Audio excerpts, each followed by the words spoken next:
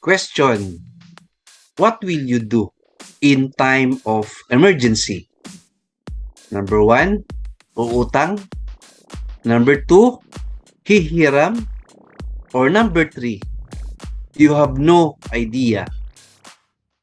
Friends, please watch the full video.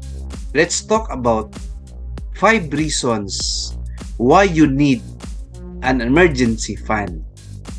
Alright? Are you ready to watch the full video?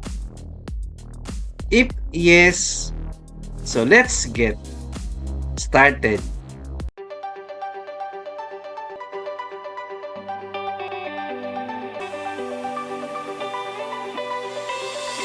Disclaimer, ang video content natin ay hindi personal opinion but based on research sa reliable website.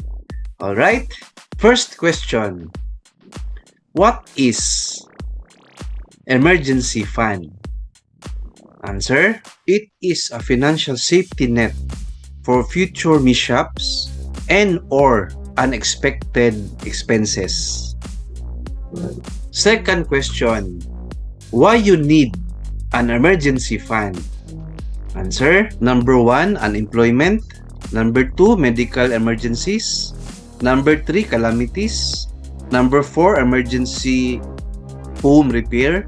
And number 5, sudden death or disability. So friends, simply said, ang emergency fund ay financial aid, safety net in case na meron tayong unexpected expenses. For example, medical emergencies, may magkasakit sa family natin, or loss of income or unemployment. So we need cash or emergency fund, right?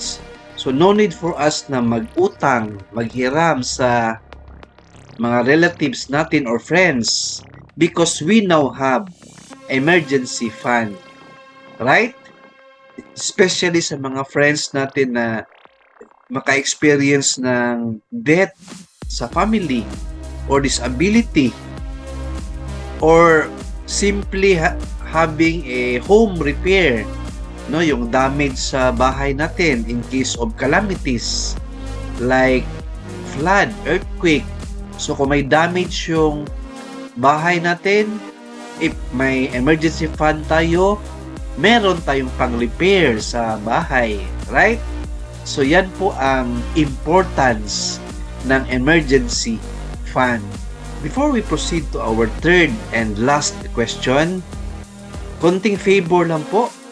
If you are a new viewer in my channel, please hit the subscribe button below and notification bell para updated ka sa mga new videos ko weekly. Thank you and God bless to you. Third question. How much is an emergency fund? Answer. Number 1, 3 times monthly expenses. Number 2, 6 times of your monthly expenses. And number 3, 12 times of your monthly expenses. Yes friends, yan po ang minimum na emergency fund mo, na meron kang 3 months times monthly expenses. So ang maximum niyan is 12 months times your monthly expenses. So mandali lang po yan i-compute. So kung magkano yung expenses mo monthly, like yung mga light bill mo, water bill, telephone bills, housing amortization, tuition ng anak mo, groceries, and other expenses mo in a month, i-total mo lang yan, then i-times 3. Alright, so after that, 6 months naman, 6 months times yung monthly expenses mo. And of course, maximum 12 times monthly living expenses. So bakit 3 months po ang minimum natin? So, i-assume na po natin, no, na dapat prepared tayo for 3 months, no? For example, matagal tayo makahanap ng work or any situation na ganyan, like may pandemic, may lockdown. So at least mayroon tayong emergency fund na good for 3 months. Alright? So kung more than 3 months, like 6 months or 12 months, that is better. So now we know kung how much yung emergency fund natin. So kung wala pa kayong emergency fund, as early as now, start mo na. Alright? Fourth question, or tips for your emergency fund. Answer, number 1, put your savings or ATM account. Number 2, set aside cash for emergency cases. And number 3, never invest your emergency fund. Yes, friends, ang first tip talaga natin is dapat ilagay mo yan sa savings account or ATM account na wherein anytime pwede natin ma-withdraw yung emergency fund natin. And second, dapat meron tayong kahit 1 month lang na living expenses na emergency fund. For example, after na na-compute mo yung monthly expenses mo, halimbawa 30,000, yan po ang i-safe keep po ninyo as cash sa wallet ninyo para in case may emergency, meron kang cash or liquid po tayo.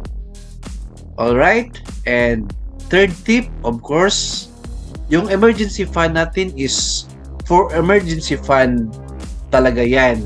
For emergency cases. So, never i-invest mo yan. Ang investment is another budget po yan. Ang emergency fund is a different budget for emergency purposes. So, dyan mo lang ilagay sa ATM account mo, savings account, or simply i-safe keep mo sa sarili mo. Alright? So friends, now you know ano po ang reasons or 5 reasons why you need an emergency fund. Hope you like and learn from our video content. So kung may question ka, comment, suggestion, please write in our comment section below. I will make time to answer that. See you in my next video. Thank you, God bless, and 2 thumbs up.